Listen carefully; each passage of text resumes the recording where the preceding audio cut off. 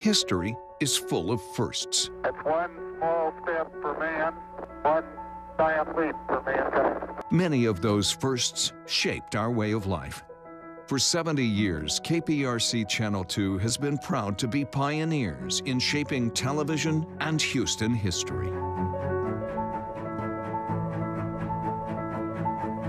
a state the size of Texas, I hope everyone can enjoy.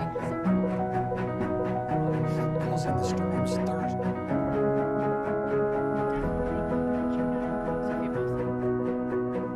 Minutes before 9 o'clock, the crew's here telling her. This is the first time in a long they haven't let it.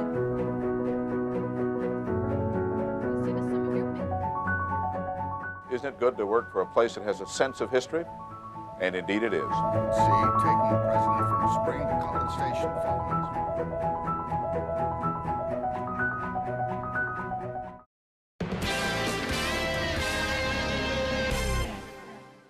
If you have something you'd like Channel 2 Investigates to check out, call the tip line at 713-223-TIPS or email investigates@click2houston.com.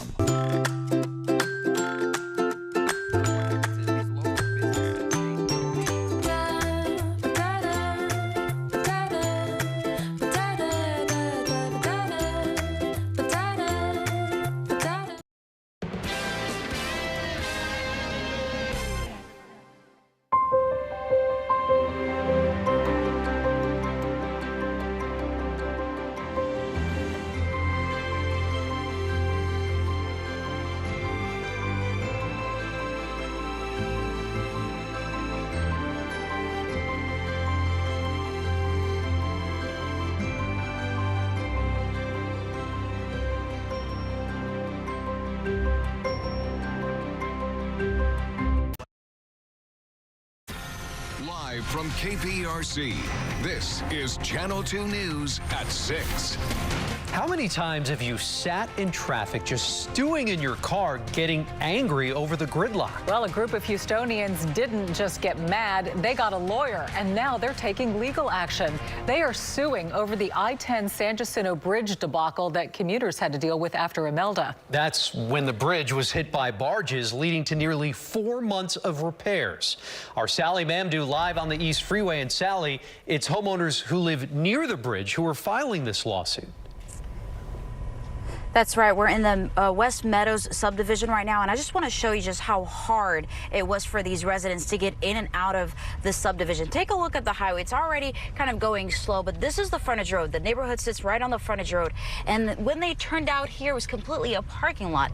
Many of them were stranded on the frontage road, couldn't get anywhere fast simply because there was just a lot of traffic out here. Renee is the lady across the street. Being close to work is the reason why Quizzy Honeycutt bought her Baytown home in the West Meadows subdivision. It sits right on the I-10 frontage road, just east of the San Jacinto River Bridge. It was just a place where I could just jump on the freeway and go straight to work within no time. But last year, that all changed. Her work commute that relies on delivering homemade desserts turned from 15 minutes to an hour long, sometimes even more. So I turned down a lot of desserts. People lost their jobs because they couldn't get to where they were supposed to get to at work. And it was all because closures on the San Jacinto River Bridge that resulted from 2 barges hitting the bridge after drifting away during Tropical Storm Imelda in September of last year. Closures on the bridge lasted till January of this year, causing traffic nightmares for residents who lived in West Meadows because traffic was rerouted to the frontage road. A lot of people sold their houses. Because of the traffic? I believe so. Quiz's neighbor Billy Barrett says his short commute to Channel View for work dragged for hours. Take about an hour and a half, sometimes 2 hours, just to get from here to Channel View. Pamela Scardina says she struggled getting her son to school on time. It would take at least 45 minutes to an hour to get him to school, which normally without traffic is about 10-15 minutes.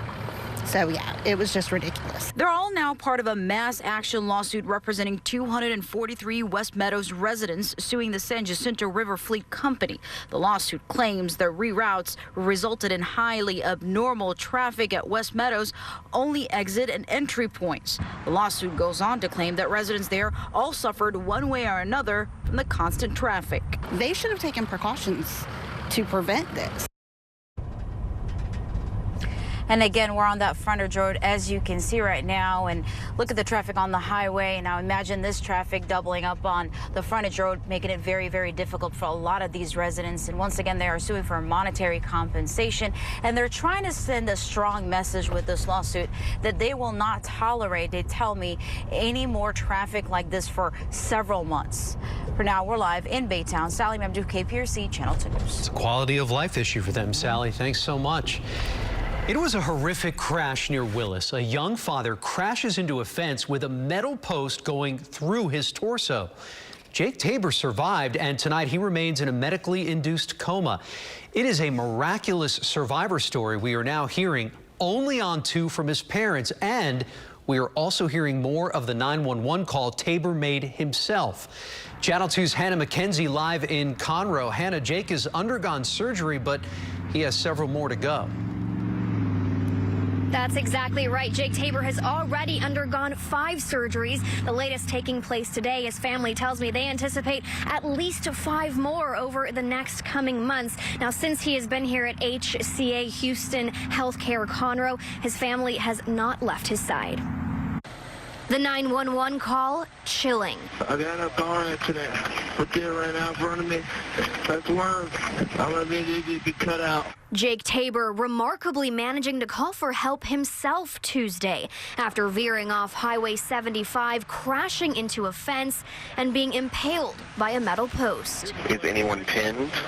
Yeah. That post inches away from piercing his heart. Lots of blood coming out.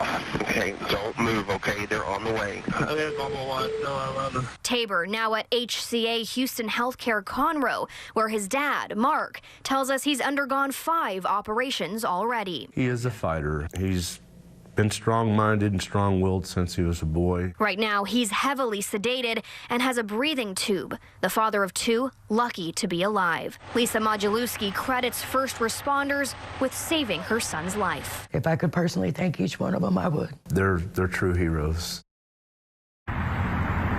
Tabor's rescue especially meaningful for this family as they lost another son just over a month ago who was just 27 years old. If you'd like to reach out to the family or perhaps help with medical expenses, we've posted a link on our website. Reporting live in Conroe, Hannah McKenzie, KPRC, Channel 2 News. New at 6 o'clock tonight, a case of dental deception. Houston police arrest a man accused of doing dental work on patients in his condo. Harley Rodriguez Bonilla is charged with felony tonight, unlawful practice of dentistry. Investigators say he does not have a license to perform dentistry in the state of Texas. Details came out in his first court appearance. HPD set up an appointment for an officer after getting a tip that Rodriguez Bonilla was doing dental work on patients. He was arrested right there on scene. We started the week warm and muggy, and we are ending it cold and crisp. Now, we know you're wondering about the weekend. Aren't we all? Let's check with meteorologist Britta Merwin, who's in for Frank tonight. Hey, Britta. Especially on a weekend like this, right? So let's get straight down to business. Take you down to Galveston. So big weekend on tap. You can see along the Strand, they're starting to get ready for a wonderful night. Definitely a huge cool down, especially considering the very warm temperatures we had back on Monday. Now we're setting up for a very clear night that's going to allow those temperatures to drop. Grab your jacket. We're in the 50s right now, and early tomorrow morning we'll be in the 40s in Galveston, 30s here in Houston. But a beautiful weekend forecast. 58 degrees on Saturday. We'll make it up to the upper 60s with a nice warm up on Sunday. Meanwhile, a live look closer to town. This is from our tower camera here at Channel 2 News. You see nothing but clear skies. With that, in combination with the calm winds, our temperatures that are in the low 50s right now will drop quickly. So grab a coat before you head out for dinner. We will be dropping down to the 40s over the next couple hours, and then early tomorrow morning, we're waking up in the mid-30s. Coming up next, Andy, I'll let you know who's going to be waking up to a little bit of patchy frost. Over to you. All right, Britta, thanks so much. Now to disturbing news coming out of Spring Branch. An elderly woman brutally attacked in her own home. The man accused has a lengthy criminal record. In fact, there was a warrant out for his arrest at the time of this attack. Marianne Martinez live in the neighborhood. Marianne, that victim is 86 years old. That's right, Andy. And in a chilling video you will only see on Channel 2, you're going to see a man believed to be the accused rapist on the day the rape happened in a house immediately next door to where the rape happened. He knocks on a woman's door and asks her if she knows Jesus. She shuts the door on him, and then you can see him walking away to the house where the rape happened. How you doing, ma'am? Hi. My name's Jacob. And I'm concerned about the, how you doing today? Okay, do you know Jesus Christ? No. No? Okay. Okay, thank you. Ma'am, are you okay? Mm-hmm. Okay, well, can I take my testimony? Shortly after this exchange, America Robles shut her door on the man. He walked to the house next door, where police say Jack Flynn Carlin II raped an elderly woman. Estaba actuando muy extraño. America Robles says he was acting strangely. I thought maybe he was drunk. Prosecutors say Houston police found Carlin naked inside the bedroom of the 86-year-old woman. He had tied her up, raped, and beat her. That what makes it even more scary and sad. Being 86 years old, I mean, all the neighbors are taking precautions. They're putting like cameras up now. Carlin should have been in jail on February 12th, the day of the rape. Back in December, he's accused of beating his girlfriend. He was arrested and released on a personal bond where he did not need to pay anything up front to get out of jail. In January, he failed to show up for a court date and a warrant was issued for his arrest. Aside from that, he has already been found guilty of 2 accounts of indecent exposure for flashing his genitals at women. Back in 2009, he was convicted of making a terroristic threat against a person he was dating. And in 1989, he was convicted of burglarizing a home. It's just scary how there's like people could do things like that. We did reach out to the court here in Harris County that released him on bond to ask why. We are still waiting to hear back from them. Reporting live, Marianne Martinez, KPRC Channel 2 News. Thank you, Marianne. New at 6 o'clock, a Kingwood teenager's life saved by her neighbor and first responders. Today, the family of that 15-year-old made a point to thank those angels who revived their daughter. Kate Tiki is a high school soccer player. She fell ill after returning from a 3-day showcase in December. That evening, while at home, she stopped breathing. Her parents say she had no pulse. They called 911 and then they ran to their neighbor, who's a retired nurse.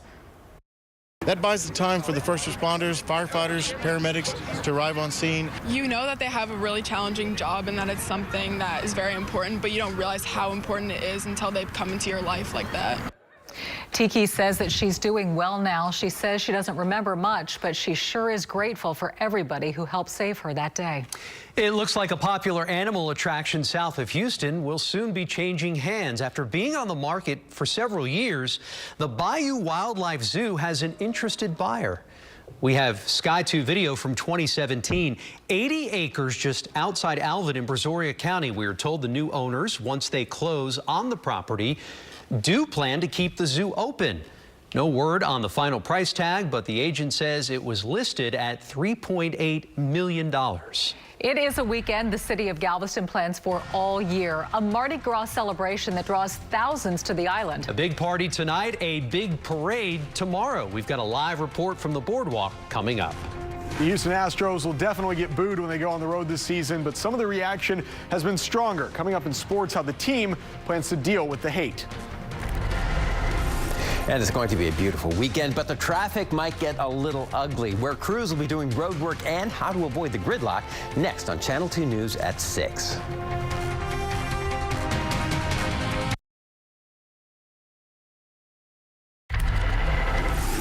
The weekend is here. Let's talk about construction. And we go to the West Loop Southwest Freeway interchange. It will be closed nightly. It has been for several days now, and it will continue to be closed between 9 p.m. and 5 a.m. until March 2nd. So that does include this weekend. A little bit further north, you can see the West Loop between Woodway and Post Oak. Feeder Road is going to be closed southbound all weekend long, and the West Loop main lanes, 2 of them will be necked down during the day on Sunday. So it will cause a slow go there. there near downtown. We've got the exit ramp for the second weekend in a row from the Gulf Freeway onto 59 southbound, closed all weekend. You'll have to take a little loop around downtown and pick up 59 southbound at I-10. That's the best way around that one. Also, a couple of lanes blocked on Saturday, 8 a.m. to 1 p.m. This is northbound on 59 through Midtown and downtown. It will cause backups on the Southwest Freeway and on 288 leading into downtown. And finally, 290, more construction there this weekend. 3 lanes blocked between Muschke Road and Skinner inbound all weekend long. Tonight, 9 p.m.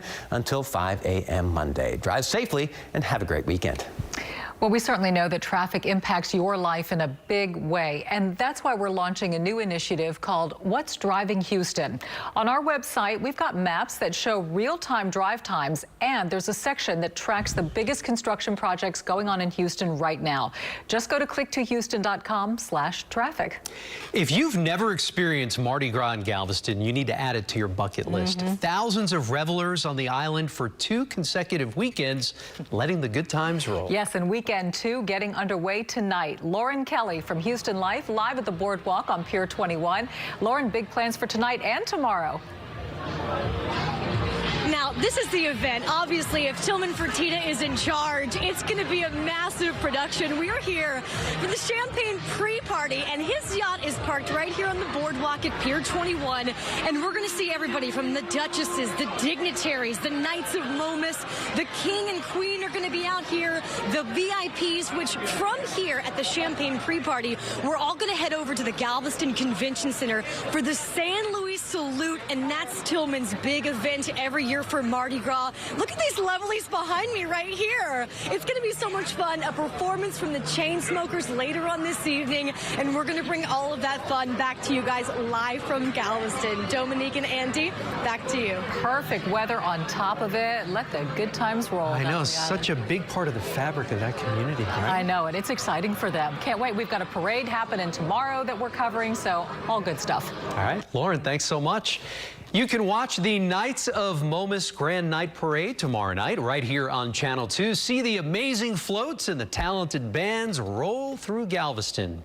We'll bring it to you live starting at 6:30. And Britta joins us now, so it's going to be dry and clear, probably a little on the cool side for that, but no I rain. mean, that's fine. We'll take a little cool if we have dry conditions. It's going to be perfect for the parade and really nice weather for us here in Houston. So no matter where you are celebrating your weekend, it's going to be beautiful. And it's starting off right now. Look at this sunset that just came in on our weather app. Oh, yeah. Right. Takes your breath away. So this is over Lake Livingston. Deborah, thank you so much. We really appreciate you sending us this photo. If you want to send us a look at what you're doing this evening, go ahead and put it on our weather app, and we'll show you more photos during our news tonight at 10. Temperatures across the area are a little cool out there. Our afternoon highs well below average for this time of year. We are at 57 degrees at Bush Airport, 54 at Hobby Airport. At the coast, we are in the mid to upper 50s. So typically, we're about 10 degrees warmer than this. The good news is, though, we had beautiful sunshine. The winds are starting to calm down. You just want to make sure that you grab your coat before you head out for dinner, or if you have date night plans for tonight. Right now, we're already down to 53 degrees, so we've cooled off by about 5 degrees, and that's going to continue as we get past sunset. It's going to drop pretty quickly. With the winds starting to become calm, it sets us up for the perfect combination for cold temperatures and a little bit of patchy frost. We're going to stay above freezing here in town, but if you live off to the north, be prepared for a pretty cold night. This is how it's all going to play out, dropping to the 40s by 9 p.m. and then early tomorrow morning, we are waking up cold in the mid 30s, where we could see freezing temperatures to the north and northeast. So in Conroe, we're expecting about 30 degrees around 7 a.m. Saturday morning, around the freezing mark in Cleveland, and frost is possible. So if you did a little bit of early planting, I know it's early for tomatoes, but some folks like to get on top of it. You want to make sure that you cover it up because we are expecting that frost. We look good on satellite and radar, nothing working. Thanks to that north wind, all the clouds are pushed well offshore, which is why we're going to have that cold night. But look out to the west. We have some showers in Arizona and also New Mexico. That's our weather system that will bring us rain for the beginning of next week. So until then, we stay dry. Ridge of high pressure providing beautiful weather. Our winds turn back on shore around that ridge of high pressure pressure this weekend. That's going to allow for a weekend warm up. It is still going to be on the cool side, but seasonably cool in the 60s. And then we'll be back to the 70s for Monday. That's when we're anticipating a round of showers with that cold front rolling through. And then we have a second cold front in the mix for Tuesday. That cold front's not going to bring us rain, but it brings in a blast of cold air. So we're continuing that roller coaster of having our warm up and then bringing back that cold winter air. That ridge high pressure builds in, and then we really have a taste of temperatures that start to drop. We're looking at 50s for afternoon highs, low 50s, and overnight lows back in the 30s. Tonight's going to be a cold one. We'll wake up to 36 degrees here in town tomorrow, but a beautiful weekend. Temperatures in the 60s. A little bit of a warm up for Monday with a few showers moving on through. And then as we go into next week, just in time for rodeo cook-off, I feel like it happens every year that we have that blast of cold air for the beginning of rodeo, and that's what we're anticipating. The good news is nothing but sunshine, so weather looks great for rodeo. And also, as we start off March 1st. Stay with us. We have a lot more coming your way, including sports with Ari. Central. Welcome to the Xfinity Sports Desk. Today in West Palm Beach, Astros outfielder Josh Reddick revealed to reporters he's been getting death threats. According to Reddick, via ESPN, one person wished cancer on his children. Carlos Correa was quoted today saying everyone in here has gotten death threats. Look, no matter how upset any fans are, any players are at the Astros for cheating, I think we can all agree wishing death on someone or their children is a step way too far. In Florida, the Astros' continuing workouts plus the mental preparation that comes with what they will face in road games this year.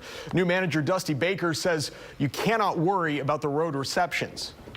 You can't worry about things because worry takes care of itself. That's how I was taught, you know what I mean? So I try not to worry about things because it doesn't do any good. You know, you can anticipate this or that, but, you know, you don't really know until you get there. So I'm not really worried about the reception. Something the team will have to deal with all throughout spring training. Meanwhile, Houston Cougar baseball in Round Rock taking on 25th ranked Stanford. Game tied at 1, but the Cougs in the 4th inning just absolutely jump on Stanford. Blake Way, an RBI base knock, driving in a pair. 3-1 Cougars. Still in the same inning, it's now 6-1. Steven Rivas drives in 2 more. Cougars put up a 7 spot and now up 8-1 in the 7th inning against one of the Pac-12's best teams. The Houston Rockets are back from the All-Star break, 5th place in the Western Conference. Before the season, Rockets-Warriors would have been like an incredible matchup coming out of the break. This season, it's a good team against arguably the most injured team in the league. Rockets blow them out. So unlike the embarrassing Christmas Day loss, this time it was the game it was supposed to be. Rockets get 29 from James Harden. They get 21 from Russell Westbrook, plus some contribution from new Houston Rocket Jeff Green, who dropped 17 as a small ball 5. And Pusha T once rapped, "You want a hot temper match with a cold killer?" Yeah.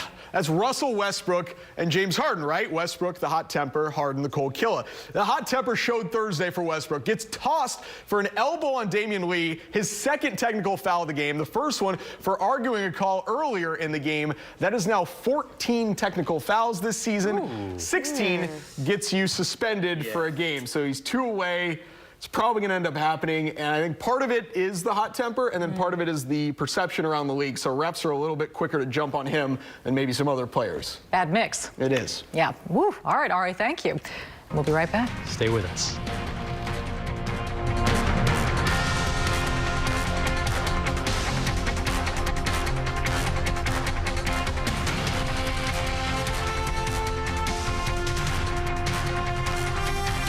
Noel Katy Road in Houston. All right, so New Orleans has Bourbon Street. Galveston has Tillman Fertitta's yacht. It is Mardi Gras time on the island, and this is the second weekend, and it is a big one. Parties tonight, and then the big parade tomorrow. It's a gorgeous shot, isn't it? Yes. And we are playing an important role in that parade. You can watch the Knights of Momus Grand Night Parade tomorrow night right here on Channel 2. Amazing floats, talented bands all rolling on through Galveston. We are bringing it to you live starting at 6:30. Frank is on the island. He'll be a part of that parade tomorrow. Yes. Britta in tonight with a I get the treat of being with you. Yeah, and the forecast, you couldn't beat it. It's beautiful. It is going to be cold tonight, though, so bundle up. Here's a live look over downtown. Temperatures right now in the 50s, but tonight we are dropping to the 30s. So this is what we're waking up to tomorrow morning. A freeze north of town. Frost is possible, so if you decide to do a little early planting, just watch out. out. We are in for a gorgeous weekend warm-up, though. 60s are back, and then next week we do have some winter temperatures, but lots of sunshine. Dry weather for rodeo kickoff. Love the That's a rarity. Yes, it is a rarity. Yep. Thanks, Britta. Entertainment Tonight's coming your way next. We'll see you at 10.